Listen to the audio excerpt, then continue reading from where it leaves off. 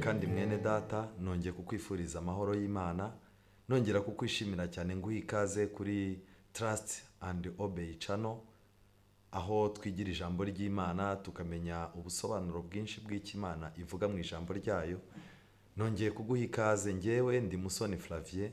Uyu ni umwanya wo kwiga icyigisho ijambo ry'Imana, icyigisho gifite insanganyamatsiko ivuga ngo isi yakoresha uruhe rufunguzo ngo ive mu bibazo byayo. Ni uruhe rufunguzo isi yakoresha kugira ngo ive mu bibazo byayo? Reka dusenge. Witeka Mana nziza, izina ryawe rihabwe icyubahiro. Kuva icyaha cyaza mu isi, abana b'abantu bagiye bahura n'ibibazo byinshi, bitewe nuko Satani yateganyije ko atifuza na rimwe kuzababona bari mu mahoro. Abantu bari mu bibazo byinshi, kandi kenshi na kenshi abana b'abantu twitega amahoro, amaherere araye ku nzira. Kenshi na kenshi dukingura ngo tuve mu bibazo byacu, ugasanga ahubwo twinjiye mu bibirusha gukomera. None wowe ufite urufunguzo, wowe ushobora kudukingurira, abari bihebye bakanezerwa, abari badafite ubuzima bakagira ahazaza heza, abari bafite imitima ibaciraho iteka bakizezwa ubugingo buhoraho. Reka bari wowe dukingurira muri uyu mwanya tugiye kwiga ibyanditswe byera, kugira ngo icyerekezo cyacu cy'ahazaza kibonekere mu ijambo ryawe, kandi utubabarire ibyaha byacu, weze imitima yacu, inarijye yacu yigizweyo, kugira ngo ijambo ryawe ribone aho riba, ubone aho wubaka agakiza kawe. Tubisabye mu izina rya Yesu, amen. Nshuti mwene data, uyu ni umwanya ukomeye wo kwigira ijambo ry'Imana, aho tugiye kwigana icyigisho nk'uko nakubwiye gifite insanganyamatsiko ivuga ngo isi yakoresha uruhe rufunguzo ngo ive mu bibazo byayo. Bibiliya ivuga amagambo akomeye mu gitabo cy'Ibyahishuwe igice cya 3 umurongo wa 7, aho Yohana yari arimo kwandikira amatorero, yari arimo guhabwa iyerekwa rigendanye n'amatorero, itorero ry'Imana mu bihe 7 bizakurikirana. Ariko mu itorero rya Philadelphia igice cya 3 umurongo wa 7, Bibiliya iravuga ngo wandikire marayika w'itorero ry'i Philadelphia uti, uwera kandi w'ukuri, ufite urufunguzo rwa Dawidi, ukingura ntihagire ukinga, kandi ukinga ntihagire ukingura.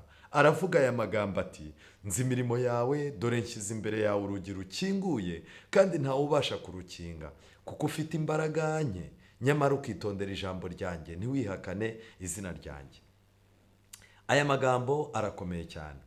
Mu magambo make, niba mureba neza iri torero ni Kristo urimo kwivuga. Arimo aravuga ko yera, akavuga ko ari ukuri, kandi akagaragaza ko ikintu kidasanzwe kindi afite ari urufunguzo rwa Dawidi. Wakwibaza uti, kuki atavuze ko ari ufite urufunguzo rwa Nowa kandi inkuge yarakinzwe? Wakwibaza uti, kuki atavuze ko afite urufunguzo rwa Eliya kandi Eliya yarasenze ikirere kikifunga, isi ikamara igihe itabona izuba? Ariko hari impamvu Yesu yahisemo yuko mu kwivuga kwe ko afite urufunguzo rwa Dawidi. Yesu yakomeje avuga ngo niwe ukingura ntihagire ukinga, kandi ukinga ntihagire ukingura. Mu magambo make, ibyo Yesu akinguye nta mbaraga yo ku isi ishobora kubikinga, kandi ibyo Yesu yakinze nta mbaraga y'isi ishobora kubikingura. Arangije abwira itorero, araribwira ngo dore nshyize imbere yawe urugi rukinguye, kandi ntawe ubasha kurukinga. Ubu rero mfite amatsiko cyane yo kwibaza, uru rufunguzo rwa Dawidi kuki ari rwo Kristo yashimye yuko yavuga ko afite? Ese urufunguzo rwa Dawidi rusobanura iki? Reka twinjire muri Bibiliya turebe ibibazo 10 by'ingutu Dawidi yaciyemo, kandi turebe n'uburyo Dawidi yagiye akoresha uru rufunguzo yarangiza akava muri ibi bibazo. Uru rufunguzo rwa Dawidi rwerekana icyizere abantu bakwiye kugirira Imana, icyizere abantu bakwiye kugirira Kristo, n'uburyo bakwiye kumwiringira kuruta ibindi bintu ibyo ari byo byose. murabimwibuka ikibazo mu bibazo 10 Dawidi yahuye nacyo. Ikibazo cya mbere nimureba mu rwandiko rwa mbere rwa Samweli igice cya 16 umurongo wa 13, Bibiliya igaragaza yuko Dawidi akimara gusigwa, amaze gusigirwa kuba umwami, ntabwo yabibayeho imibereho myiza, ahubwo niba mubyibuka kuva uwo munsi yatangiye kuba indushyi. Mu magambo make, Dawidi yabaye indushyi aho yamaze gusigirwa ngo abe n'umwami. Yihanganira kumara igihe kirekire asuzugurwa, kandi byanga byakunda yari ategereje icyo Imana izakora. Uyu mwanya nagira mbwire ngo ikibazo cya mbere ni uko abantu b'Imana turi mu isi, ndetse biragaragara yuko turi indushyi, ariko twamaze gusigwa bitewe n'uko ubwami bw'Imana butarimikwa. Tumeze nk'uko Dawidi yari ameze, ategereje yuko Sawuli azava ku bwami atishwe, atanakuweho n'ikindi, Imana yonyine akaba ariyo izashyikiriza Dawidi ubwami. Kubw'ibyo rero turi mu isi twaramaze gusigwa, turi abami n'abatambyi, turi abantu b'Imana, ariko turacyaruhira mu isi mu gihe isezerano ry'Imana ritarakuraho ingoma ya Sawuli cyangwa se ubwami bw'isi, kugira ngo Imana itwimurire mu bwami bwayo. Nshuti zanjye, ikibazo gikomeye Dawidi yahuye nacyo cya kabiri ni ugusuzugurwa na bene wabo. Urwandiko rwa mbere rwa Samweli igice cya 17 umurongo wa 28 n'uwa 29, uzasanga yuko yagiye ku rugamba agiye kureba bene se, barangije batangira kumucyurira, batangira kumwibutsa ko ari umushumba atari umusirikare. Ibi bintu byose bimuca intege, arangije arababaza ati ariko se, barageze naho baramubwira bati se bwa butama wabutereye nde? Arangije arababwira ati ariko nta kindi kintu twaba dupfa. Mu magambo make, Dawidi yakomeje kugira icyizere mu Mana, aravuga ngo nubwo bene wacu bampfobya, ariko Imana yantoranyije ifite ububasha bw'ikizankoresha. Sinkwiye gukurikira uko abantu banca intege n'uburyo abantu bampinga. Icy'ingenzi ni ukureba icyo Imana yasezeranye kuri njye.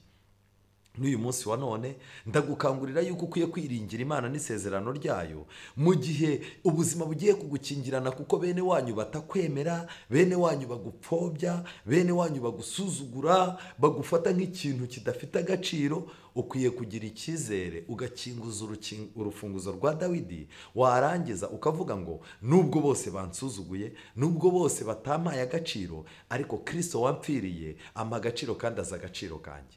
Ikibazo cya gatatu Dawidi yahuye nacyo gikomeye ni ukudashyira abantu mu gatebo kamwe. Murabyibuka Dawidi yahuye n'ikibazo igihe kiza kugera abantu baramuhemukira, Sawuli amumerera nabi. Igihe kiza kugera Dawidi ashaka umukobwa wa Sawuli, Sawuli apanga yuko ashaka kumwicira ku buriri aho yashakiye, kandi ubwo Sawuli yaranamuhigaga n'iki, ariko ikintu cyabayemo ni kimwe. Dawidi yaricara avuga ati ntabwo abantu bose ari bamwe. Urwandiko rwa Samweli, igitabo cya mbere cya Samweli igice cya 18 umurongo wa mbere kugeza ku wa 5, Bibiliya igaragaza neza yuko Dawidi yaricaye abona nubwo Sawuli ari mubi, ariko aricara avuga ati Sawuli nubwo ari mubi, ariko ntabwo abana be n'abantu be bose nabashyira mu gatebo kamwe. Ahubwo icyo yakoze, inshuti magara Dawidi yigeze n'uriya mwana wa Sawuli witwa Yonatani, kandi umugore wa mbere Dawidi yabanye nawe ni umukobwa wa Sawuli.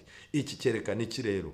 Ni byiza ntukajye ufata abantu ngo bakubire mu gatebo kamwe. Uyu munsi wa none abantu muraganira, abantu ugasanga ibintu by'amoko byarabangije, ukumva umuntu aravuze ati abahutu bose ni bamwe, ukumva umuhutu nawe aravuze ngo abatutsi bose ni bamwe. Ariko nshuti zanjye, ntugashyire abantu mu gatebo kamwe. Ukwiye gukoresha urufunguzo rwa Dawidi, ukirinda guheranwa n'ibyo bintu.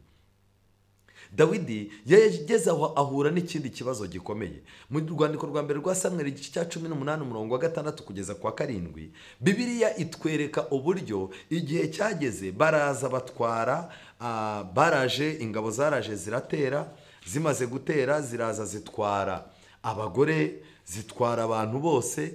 Ariko iki kintu cyakomereye cyane Dawidi, ariko nanone yageze aho aba maso aranirinda. Reka nkwibutse yuko mu gice cya 18 mu rwandiko rwa mbere rwa Samweli, igitabo cya mbere cya Samweli igice cya 18, Bibiliya iravuga ngo iki?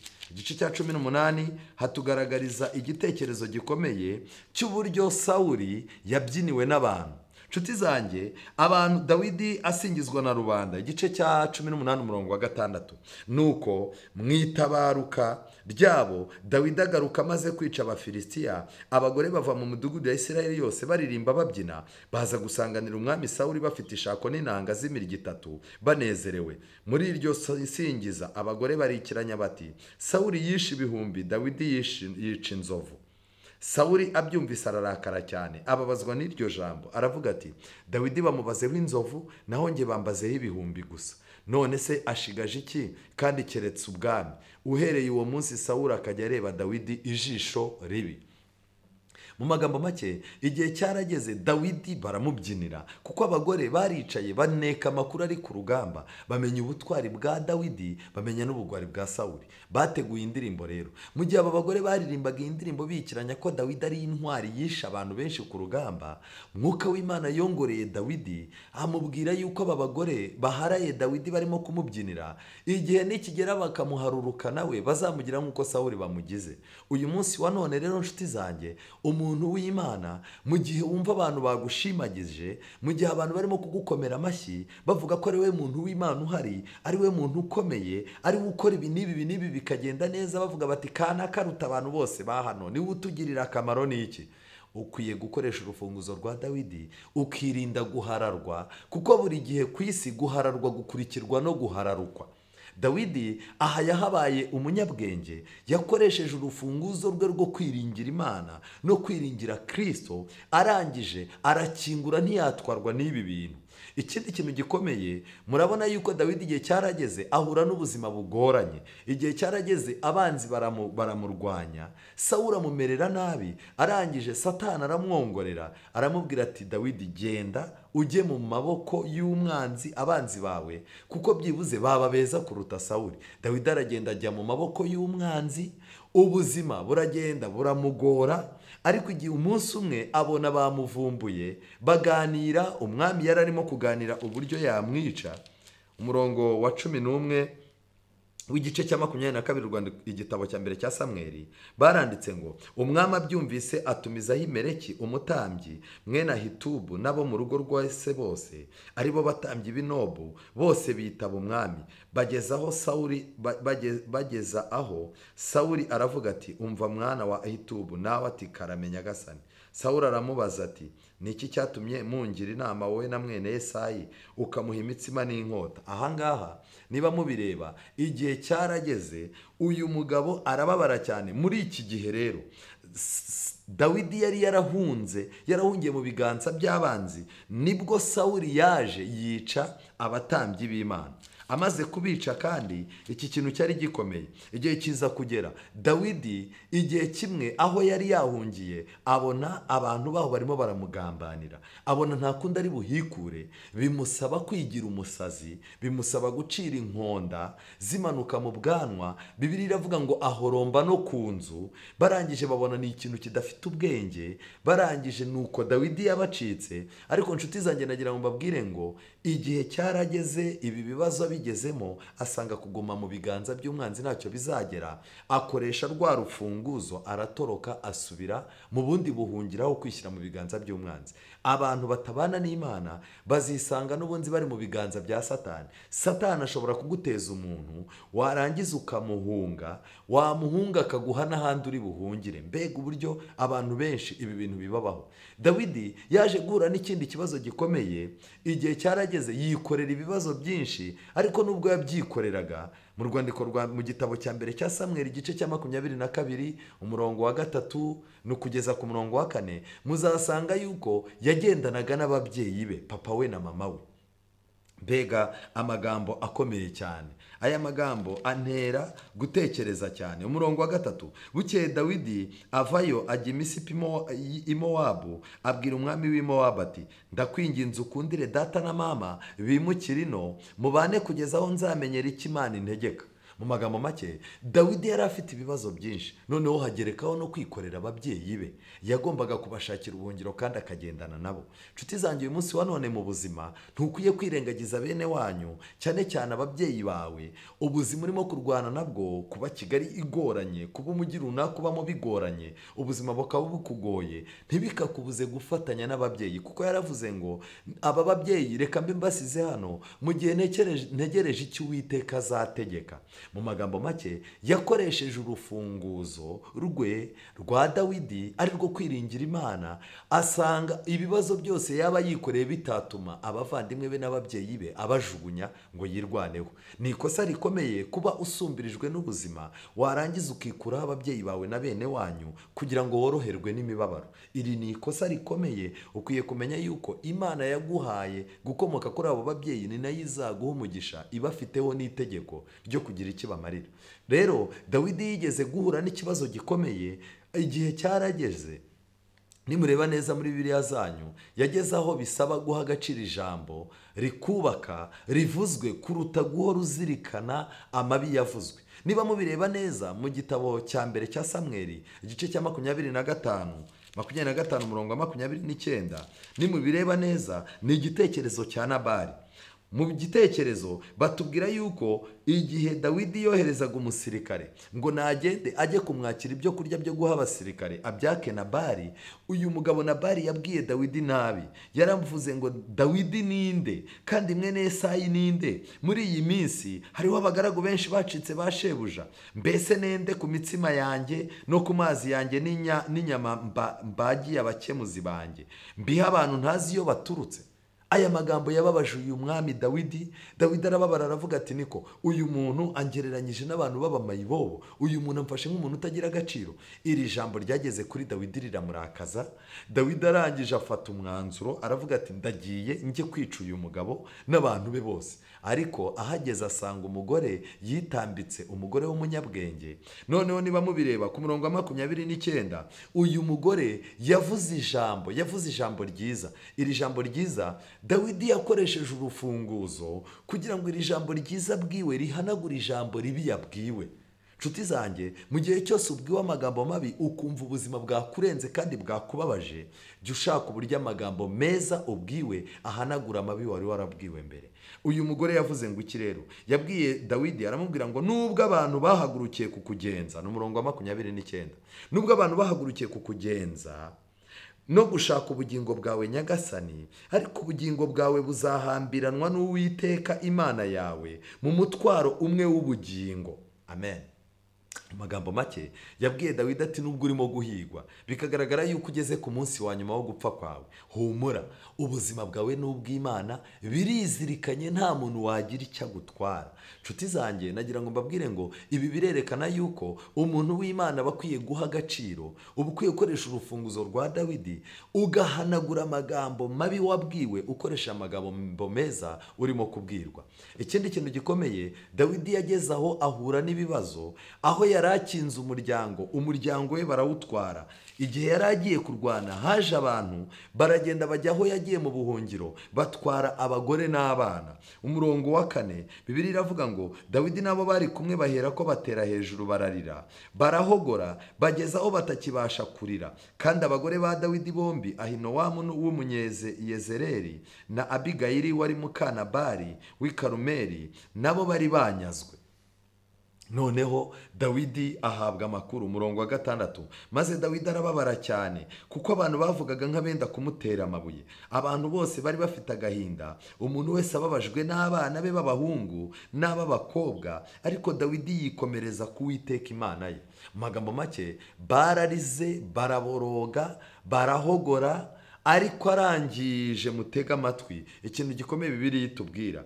Maze Dawidi abwira Abiyatari umutambyi mwene Ahimeleki ati ndakwinginze nzanira efodi hano. Nuko Abiyatari azanira Dawidi efodi. Dawidi aherako agisha Uwiteka inama ati ninkurikira izo ngabo nzazifata. aramusubiza ati zikurikire kuko utazabura kuzifata ukagarura byose. Nuko Dawidi n'ingabo ze 600 bari kumwe baragenda bageze ku kagezi Besori, abari basigaye inyuma batakaraho. Ariko Dawidi n'ingabo ze 400 barakomeza, izindi 200 zirasigara zari zirembye bituma zinanirwa kwambuka akagezi Besori. Magambo make, ikintu kigaragara, Dawidi yaricarirana n'abandi, ariko arangije mu bitekerezo bye Mwuka w'Imana arabimurikira, akoresha urufunguzo. Abona ko adakwiye gukomeza kurirana n'abagabo, abona ko adakwiye gukomeza kubabarana nabo, ahubwo arangije arazabwira umutambyi ati efodi, reka tubaze Imana icyo gukora. Kubw'ibyo nshuti zanjye, iki kibazo yari afite nacyo yagisohotsemo kubwo gukoresha rwa rufunguzo rwe rwo kwiringira Imana. Uyu munsi wa none ni abagabo bake bashobora kuba bababazwa nuko abagore babo n'abana babo bagiye. Uyu munsi wa none, ese urukundo aba bagabo bakundaga imiryango yabo, uru rukundo wakongera kurubona mu miryango y'uyu munsi wa none? Ni ikibazo gikomeye. Ikibazo cya 9 gikomeye Dawidi yahuye nacyo mu buzima ni ukunezezwa. Mu magambo make, yahuye n'ikindi kintu gikomeye dusoma mu gitabo cya 2 cya Samweli igice cya 1 umurongo wa 11 n'uwa 17. Hano banditse ngo iki? Bagaragaza neza yuko igihe Sawuli yapfaga hari umuntu wari uhari, arangije amuzanira inkuru, azazanye ikamba abizaniye Dawidi. Aravuga ati ko biri kose inkuru yo gupfa kwa Sawuli n'umwanzi wa Dawidi ruharwa, nimubwira ko umwanzi we yapfuye ari bunzamure mu ntera, kandi ubwo muzaniye ikamba ni ikimenyetso cy'uko rwose nanjye azahora nzirikana. Ariko Dawidi uyu mugabo yarahageze.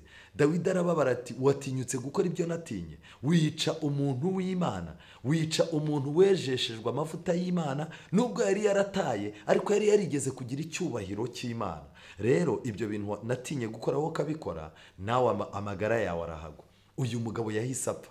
Rero nshuti zanjye, mu magambo make, Dawidi yari yararenze urwego rwo kunezezwa n'ibyago by'umwanzi wawe, ahubwo yarageze ku rwego rwo kunezezwa nuko umwanzi wawe amerewe neza, yarageze ku rwego rwo kwifuriza neza umwanzi wawe. Ese nshuti zanjye, mu gihe ufite abantu bakugendaho, mu gihe bakubwiye inkuru z'abantu baguhemukiye, babandi baguhombeje, wa muntu wakuriye akazi, wa muntu waguhemukiye, wagusenyeye urugo, wa muntu wagize gute iyo bakubwiye ko byagenze nabi, wa muntu wakuvuza akakubeshyera, wa muntu wakwirukanishe ku kazi, iyo bakubwiye ko yahuye n'ibibazo, urishima cyangwa urababara? Ukwiye gukoresha urufunguzo rwa Dawidi, ugasohoka mu kunezezwa n'ibyago by'umwanzi wawe, ahubwo ukamwifuriza ibyiza kugira ngo azagire amahirwe, agire amahoro, igihe kizagere munabone n'umwanya wo kwiyunga. Ikigeragezo cya 10 gikomeye, Dawidi yageze aho mu rugo rwe hahura n'ibibazo, Satani aramuvangira, abana baba babi, Dawidi arangije ibintu birazamba. Noneho arangije, Satani yashakaga yuko Dawidi azahora mu gahinda, ntabone ubwinyagamburiro n'umunezero. Ariko ikintu kidasanzwe, Bibiliya itubwira yuko Dawidi yakoresheje rwa rufunguzo rwe, arafunguka ntiyaheranwa n'agahinda, arangije ava mu byaha, ingaruka zabyo nubwo zari zimumereye nabi azihanganamo, nubwo mu muryango w'ibintu byose byanze, yamenye agahinda ke, arihana, arangije asohoka muri ubwo bupagani yari afite, arangije yandika amagambo akomeye cyane mu ijambo ry'Imana muri Zaburi. Aya magambo arakomeye cyane, amagambo Dawidi yanditse muri Zaburi 142 umurongo wa 8. Aya magambo Dawidi yabwiye Imana ngo, Mana, kura umutima wanjye mu nzu y'imbohe kugira ngo nshime izina ryawe, abakiranutsi bazangota kuko uzangirira neza. Mu magambo make, yari amaze igihe umutima uri mu nzu y'imbohe, kandi iyi nzu y'imbohe Dawidi ntiyigeze afungwa, ahubwo urugo rwe rurimo ibyaha n'ingaruka zabyo rwamubereye nka gereza. Arangije asaba Imana, aribwira ati, Mana, uru rugo ndurimo, ariko mbabarira ukure umutima wanjye mu nzu y'imbohe kugira ngo nshime izina ryawe. Amen. Mu magambo make, nshuti z'Imana, nagira ngo mbabwire kuki urufunguzo rwa Dawidi rurasobanura iki. Muri iki gitabo cyitwa Daniel n'ibyahishuwe, cyanditswe na Uriah Smith. Kuri iki gitabo ku rupapuro rwa 287 baranditse ngo urufunguzo rwa Dawidi ni ikimenyetso cy'ububasha. Umwana w'Imana niwe ufite ubutware bwo kuraga intebe y'ubwami ya Dawidi, kandi ari bugufi kwisubiza ububasha bwe bukomeye, maze akima. Daniel n'ibyahishuwe paje ya 287. Magambo make, urufunguzo rwa Dawidi ni ikimenyetso cy'ububasha. kubw'ibyo Dawidi Imana yamuhaye ububasha bwo guhangana n'ibibazo bye kubwo kwiringira Imana. Yiringiye Kristo kandi Kristo yamubereye ubutunzi, Kristo yamubereye imbaraga. Mbega uburyo natwe dukwiye kwiringira Imana, mbega uburyo natwe dukwiye kwiringira ijambo ry'Imana. Muri Bibiliya bagiye bagaragaza izindi mfunguzo z'ingenzi, ariko najya nkubaze, urabona isi yiteguye gukoresha urufunguzo rwa Dawidi kugira ngo isohoke mu bibazo biyugarije? Ese ubona abantu biteguye gukoresha urufunguzo rwa Dawidi? Urufunguzo rwa Dawidi ni Yesu Kristo, kuko nta kintu na kimwe Dawidi yabashije atari Yesu kimubashishije. Ariko abantu ntibiteguye kwifashisha uru rufunguzo rwa Dawidi ngo bakingure basohoke mu bibazo by'isi bibugarije. Izindi mfunguzo z'ingenzi, urugero twasoma Luka igice cya 11 murongo wa 52.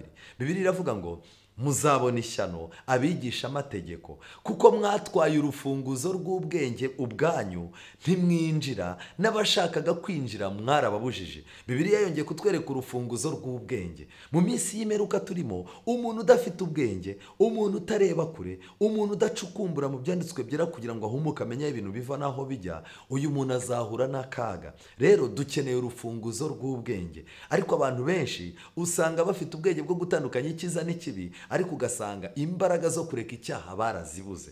Niyo mpamvu urufunguzo rwa Dawidi rukenewe, ariko n'uru rufunguzo rw'ubwenge rurakenewe. Mu gitabo cy'Ibyahishuwe igice cya 1 umurongo wa 18, Bibiliya iravuga ngo kandi nduhoraho, icyakora nari narapfuye, ariko none dore mporaho iteka ryose, kandi mfite imfunguzo z'urupfu n'iz'ikuzimu. Izi ni imfunguzo Kristo afite, kandi Bibiliya igaragaza. Ese isi yiteguye guhunga ibibazo byayo no guhungira ku Mana? Reka da. Matayo 16 umurongo wa 18, Yesu yaravuze ngo nanjye ndakubwira nti uri Petero. Yesu yaganaga na Petero, kandi nzubaka itorero ryanjye kuri urwo rutare, kandi amarembo y'ikuzimu ntazarishobora. Nzaguha imfunguzo z'ubwami bwo mu ijuru, kandi icyo uzahambira mu isi kizaba gihambiriwe mu ijuru, n'icyo uzahambura mu isi kizaba gihambuwe mu ijuru.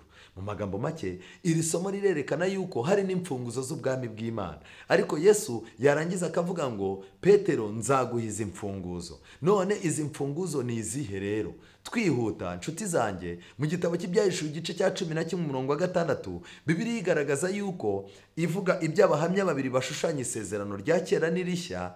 Bibiliya ku murongo wa 6 Ibyahishuwe 11 iravuga ngo bafite ubushobozi bwo gukinga ijuru ngo imvura itagwa mu minsi yo guhanura kwabo, kandi bafite ubushobozi bwo guhindura amazi amaraso no guteza isi ibyago byose uko bashatse.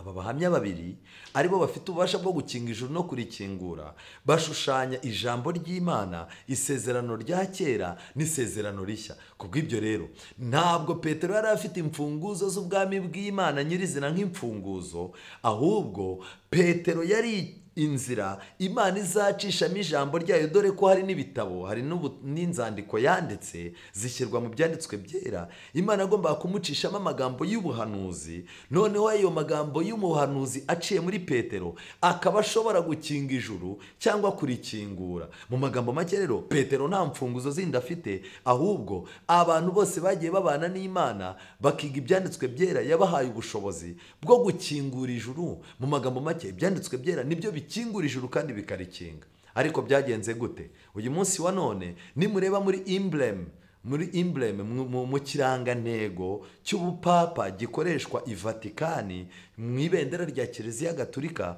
muzasangamo imfunguzo ebyiri. Turimo kwihuta. Izi mfunguzo ebyiri rero zisobanura iki? Nimureba neza ku rubuga rwa www.americanflags nirwo rwasobanuye neza iri bendera rya Vatikani n'ubusobanuro bwaryo. Basobanura neza yuko harimo imfunguzo ebyiri. Harimo tiara cyangwa se ikamba rifite etaje 3, noneho barangiza hakabamo imfunguzo ebyiri zifatanijwe n'umugozi.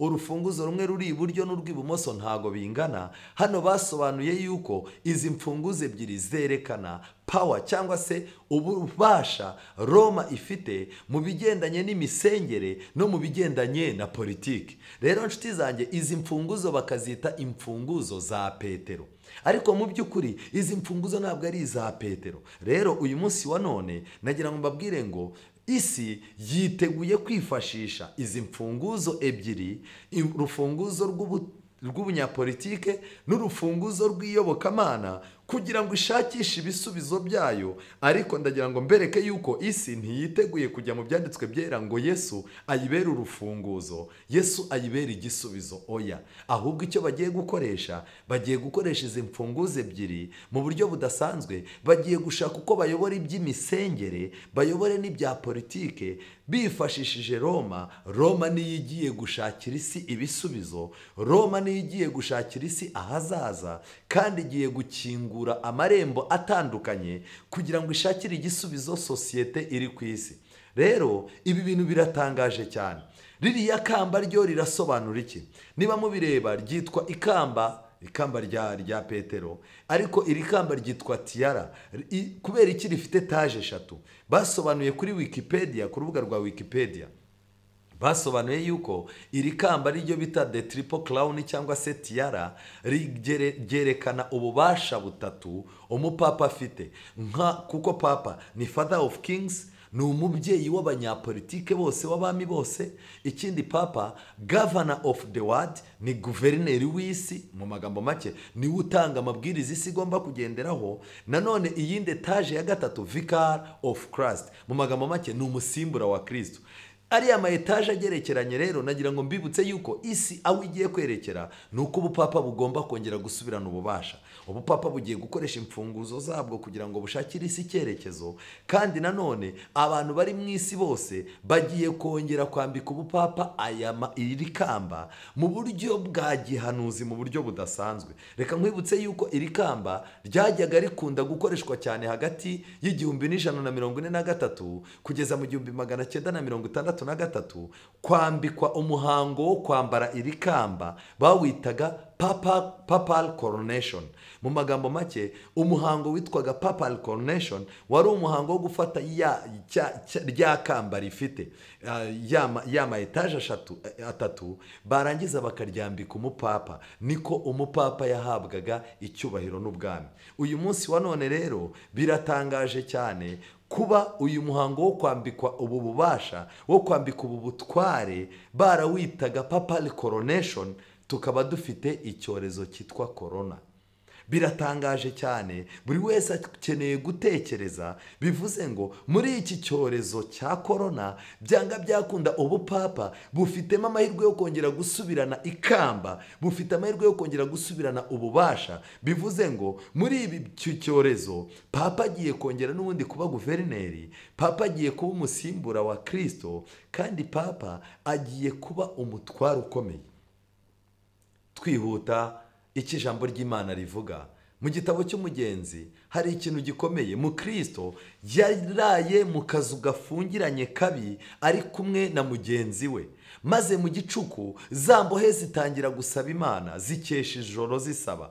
Umuseke ugiye gutambika, mu Kristo aratangara, arirakarira ati ndi umupfunya, naryamye mu kazu k'imbohe kanuka, kandi mbasha kwikiza uwo mwanya. Mfite urufunguzo mu myambaro yanjye rwitwa ibyasezeranijwe. Ndimo ndasoma igitabo cy'umugenzi volume ya mbere page y'115, aho mu Kristo yarari ku gihanda bwihebe, amaze iminsi akubitwa nacyo, cyaramubwiye ngo yiyahure, cyaramukingiranye buri munsi kiza kikamukubita. Ariko yatangajwe nuko yisatse asanga yari afite urufunguzo mu myambaro ye rubasha gufungura ibyuma bifunze, inzugi zose z'iki gihome cy'ishidikanyamana. Byiringiro aramusubiza ati uvuze inkuru nziza, rukuremo ugerageze. Mu Kristo arukura mu myambaro ye, agerageza gufungura urugi rwa kakazu ko munsi y'ubutaka, rukinguka uwo mwanya rutamuruhije. Bombi barasohoka, ajya ku rundi rugi rujya mu mbuga, narwo arufunguza rwa rufunguzo, ajya ku rundi rugi rw'icyuma rukinze irembo, maze ubwo rufunguka rumuruhije cyane, ariko ntirwananira urwo rufunguzo.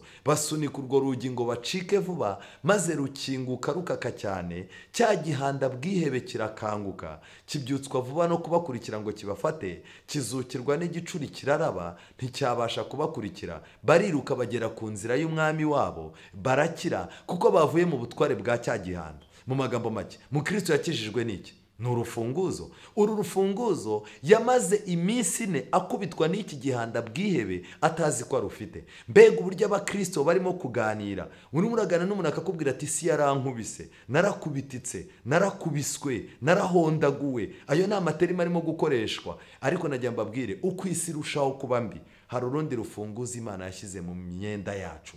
Uru rufunguzo rwitwa ibyasezeranijwe. Abantu benshi iyo aba bisakaga barukoresha kandi bagakingura, ariko nagira ngo mbabaze, isi yiteguye gukoresha uru rufunguzo ngo ive mu bibazo biyugarije? Oya.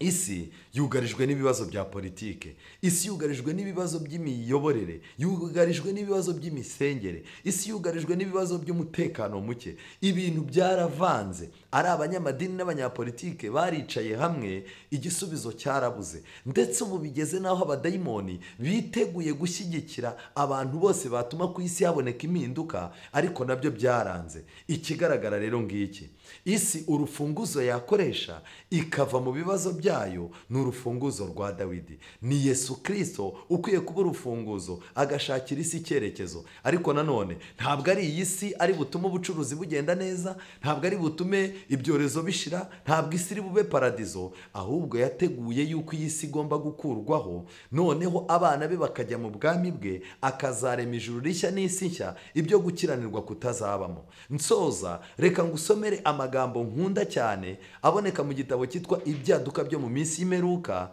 Ni amagambo ari ku kagingo ka 650, ni amagambo ari kuri paje 32. Aya magambo aravuga ngo iki: igihe idini rya Kristo ari ryo ryanzwe cyane, igihe amategeko ya Kristo asuzugurwa cyane, nibwo umwete wacu ugomba kurushaho kugurumana, kandi ubutwari bwacu no gushikama kwacu ntibijegajege. Guhaguruka ukarengera ukuri no gukiranuka mu gihe benshi badutereranye, kurwana intambara z'umwami mu gihe intwari zabaye ingume, icyo nicyo kizaba ikigeragezo cyacu. Muri iki gihe tugomba kubonera ubushyuhe mu bukonje bw'abandi, ubutwari mu bugwari bw'abandi, no gukiranuka mu bugambanyi bw'abandi. Mu magambo make, imbere yacu hagiye kuboneka amatsinda abiri. Hagiye kuboneka itsinda rikoresha imfunguzo ebyiri za Roma, n'itsinda rikoresha urufunguzo rw'ibyasezeranijwe n'urufunguzo rwa Dawidi. Aya matsinda rero ntabwo azasa. Uko ubuzima bugiye kugenda bugorana, tugiye kubona bamwe bagiye kuba intwari mu gihe abandi baba ibigwari, bamwe bagiye gukiranuka mu gihe abandi baba bagambanyi, bamwe bagiye gushyuha mu gihe abandi bagiye gukonja. Mu magambo make, ese urakonje muri iyi minsi? Imana iguhe gushyuha mu byanditswe byera. Ese uri ikigwari muri ino minsi? Imana iguhe kuba intwari. Ese uri umugambanyi, urimo uragambanira ibyo wamenye? Urimo urahisha yuko wamenye Imana? Urimo uragambanira ibyo wizera? Igihe kirageze ngo Imana uyegere, kuko niyo ifite ubushobozi bwo kuguhindura umukiranutsi. Rero nawe uteze amatwi iki cyigisho, ufite ibibazo bikurenze ku buryo ubu uhora wibaza ikintu kizagukingurira kugira ngo nawe ugeraho umutima wawe utuje. Abantu benshi bakingiranye mu nyigisho z'ibinyoma, abantu benshi bakingiranye mu buzima bw'agahinda. Ese ibibazo isi ifite ninde wabibonera igisubizo? Imana iduhe gukoresha urufunguzo rwa Dawidi, ari rwo kwizera Kristo, kandi Imana mu myenda yacu yo gukiranuka idushyiriremo n'urufunguzo rw'ibyasezeranijwe. Mu gihe ubuzima burimo kutururira bukatubera bubi, tukaba dukingiranye mu gihanda bwihebe, Imana ijya iduha kwisaka no gufungura kugira ngo dusohoke dusubire mu nzira y'umwami y'umunezero. Imana ikomeze kubaha ibihe byiza, kugira ngo icyo mbifuriza gikomeye ari cyo kuzabona umwami wacu agarutse, ari cyo kuzahagarara mudatsinzwe kuri urya munsi, aba ari cyo mbifuriza nanjye niyifuriza. Imana idukorera ibitangaza mu mitima kugira ngo impinduka z'ijambo ry'Imana zigire ikintu kidasanzwe zikora mu mutima yacu, mu izina rya Yesu, amen. Dusenge. Witeka Mana nziza, izina ryawe rihabwe icyubahiro. Twongeye kunezezwa n'urukundo udukunda. Reka ubwo ijambo ryawe rimaze kutwereka yuko Dawidi yaciye mu bibazo 10 by'ingutu, ariko agakoresha urufunguzo rukomeye ari rwo kukwiringira, kandi ibibazo byose akabisohokamo. uyu munsi wa none ijambo ryawe rikaba ritweretse yuko hari urufunguzo rw'ijambo ryawe rufite ububasha bwo gufungura ijuru cyangwa kurikinga. uyu munsi ijambo ryawe rikaba ritweretse nanone yuko amasezerano yawe ari urundi rufunguzo dufungura kugira ngo ubwihebe buri ku isi butadufata imitima bukatwibagiza ubwami bwawe. udutinyure ibihe biri imbere, uduhindura abantu banezezwa nuko twakumenye, kandi uturinde kwizerera mu bwoba. mu gihe abandi bahahamutse, uduhe ibyiringiro bishyitse by'agakiza yuko uri kumwe natwe kandi utwitaho. tubisabye mu izina rya Yesu, amen.